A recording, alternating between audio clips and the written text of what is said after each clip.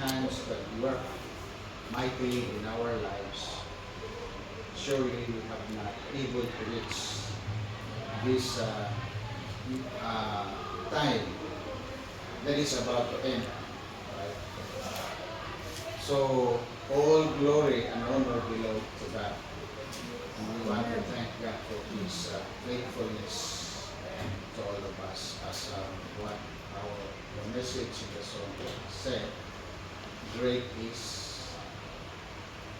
His faithfulness, and His mercies are new every morning. It's found in Ephesians chapter 3, verse 22 to 23. So we thank God that we have able to reach know about tomorrow. Okay? No one knows our tomorrow.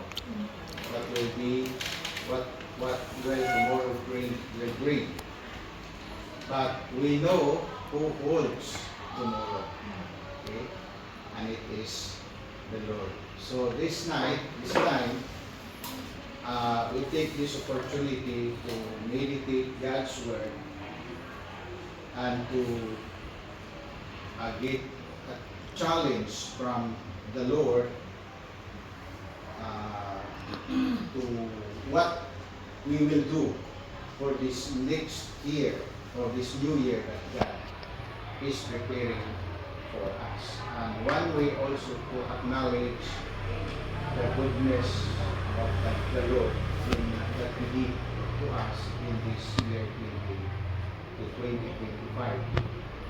So to give challenge to each and every one of us, we're going to read 2 Corinthians chapter 4, verse 1.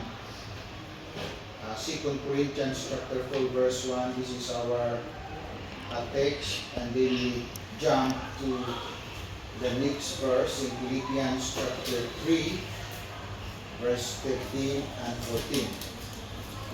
These are very common verse to us. So we want to meditate from this portion of the scripture, and let us give God's challenge. What God will going to give to us as a challenge. Okay, 2 Corinthians chapter 4, verse 1. Only one verse. And then Philippians chapter 3.